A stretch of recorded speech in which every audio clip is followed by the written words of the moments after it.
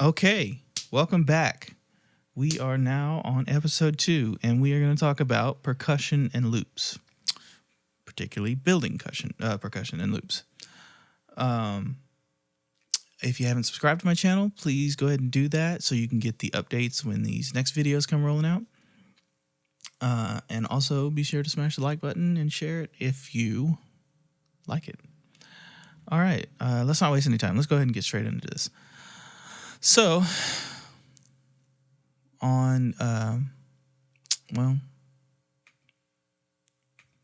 let's do this. Step number 1. What I like to do is I will go through and basically listen.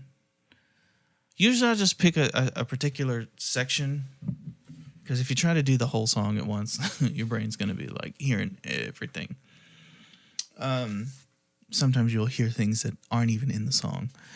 But what I like to do is I'll pick a section. Like, let's go to these toms right here, because they're so evident. They stick out like a sore thumb in a good way. And let's listen to the track. There's those signature 80s toms. Yeah, I'll do that. And then I like to make, I'll go in here and create like 3 software instruments. And because I hear, you hear the way it was panned, left, middle, right kind of thing. And just create these 3 tracks. And now, when you're going to search for sounds, something you have to think about is, like, if we sat down in a room with a bunch of people who do this kind of thing, I think, we would realize that a lot of us have a lot of the same samples on one hand, and then a lot of us have a very vast, different, array. So it's like you kind of have to know where your stuff is, and it's only over time you'll really get better at it. Getting to these sounds faster. I will say though, but in the beginning, it probably would take you a minute to try to find sounds, and then I think eventually you probably end up getting to the point to where if you can find something that's close enough, you'll start to learn kind of the basics of sound design, or maybe even the advanced portions of sound design, and basically be able to modify things to make it to what you're hearing, which is a great skill to have.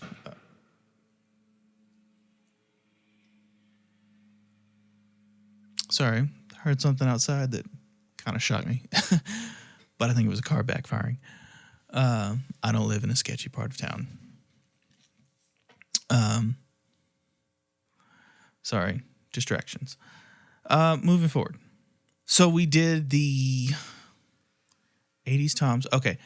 I think for this sound, let me see. What did I use? Looks like I just made a kit. Okay. I probably use this website called splice.com. I don't think I'm signed up with them right now, but at the time, I believe I was. But they had, just some great sounds that fit. Let's go ahead and listen to it real quick. These are the drums that I used. Pretty straightforward.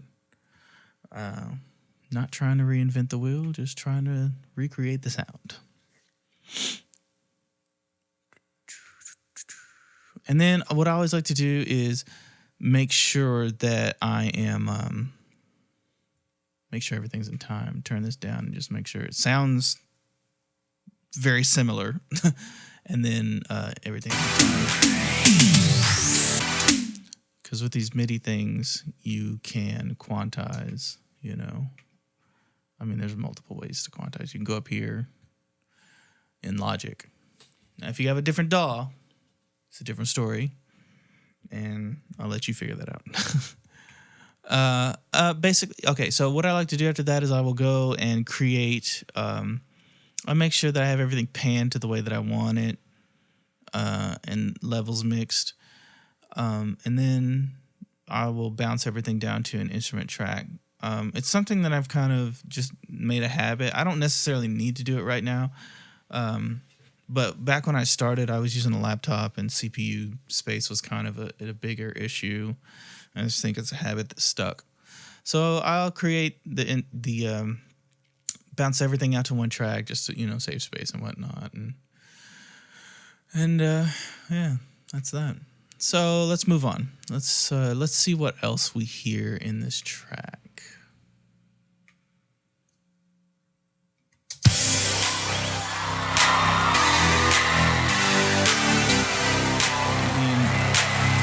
Right there, you can hear the obvious shaker. Let's see. I mean, shakers are so easy. Like, there's not a whole lot that you really have to do. You just want to make sure that you get the right pattern. That's it. And whether it be you creating it or you finding a loop that you have that fits, you just want to make sure that those patterns are accurate. And that's something I strive for. I want to try to make my recreation of it sound as similar to the record as possible, because that's what people are wanting to hear. Unless you're really just Mr.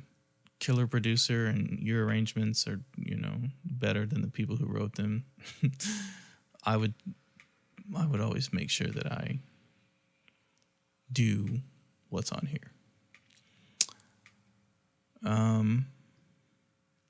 It's funny. It makes me think of a conversation I had with a musician the other day.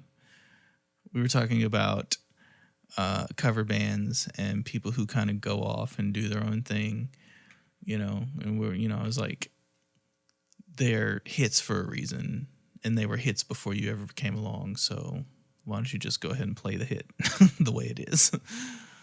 Not to diminish, anybody's creativity. I don't want to do that, but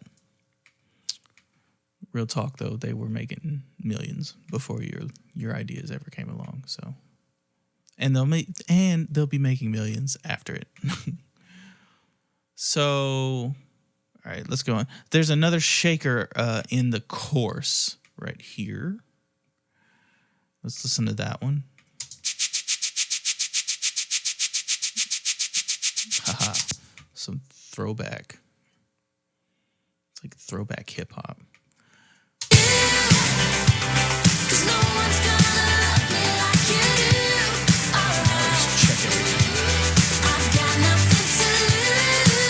And sometimes I found like things sound weird when they just stick out on their own. But once you get everything in the mix, it'll sound good. It's hard to hear sometimes, but you just gotta trust your gut. All right, let's move on.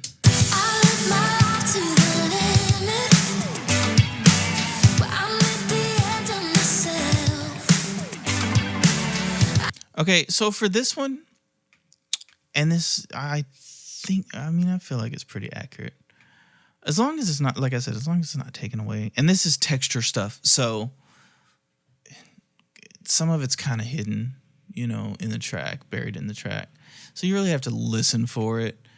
And like I said, I think this is pretty accurate. But one of the things I realized is like when you're trying to hear things, it's because sometimes I'll miss it and then I have to go back later and like man, I didn't hear those little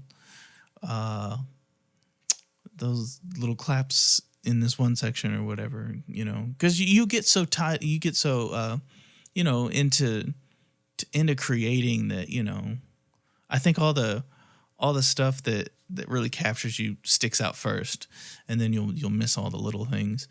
But let's listen to these big blocks. Now, here it sounds like it's off, but I promise if you go in here and you take the time to listen, it's there. It's just so like I said, it's embedded.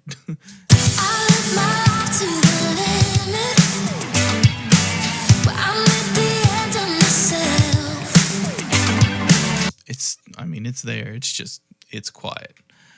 But we put it in, we went in and we put it in there anyway. Now I believe there's a second type of groove in this chorus. It's probably embedded in there as well.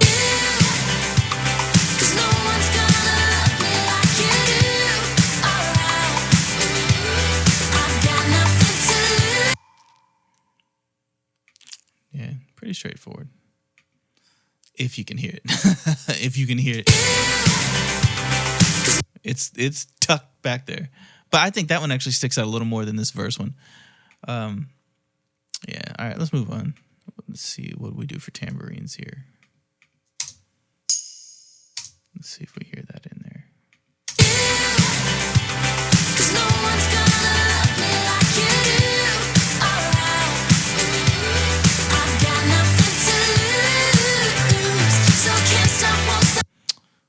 It's, again, it's probably really hard to hear, but it's in there.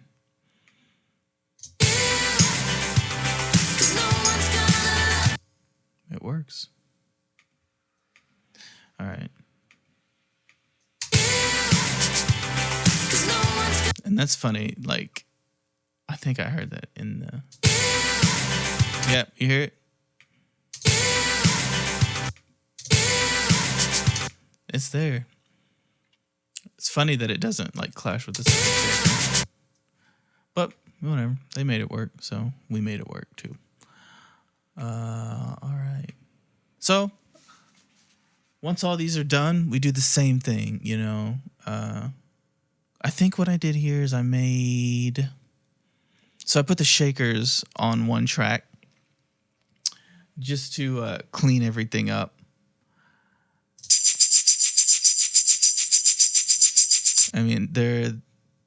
There's this one section over here where they're both going at the same time, but it's a quiet section, so it's a good thing for them to stand out. It adds a little more, it fills up the song a little bit better. Okay. So yeah, we got that, and then we put the wood blocks and stuff on this one. And looks like there's an extra sound in there that I didn't find when I was going through all this other stuff. But it's there, nonetheless. Claps. Let's see. I don't know where I put the MIDI notes for that one either.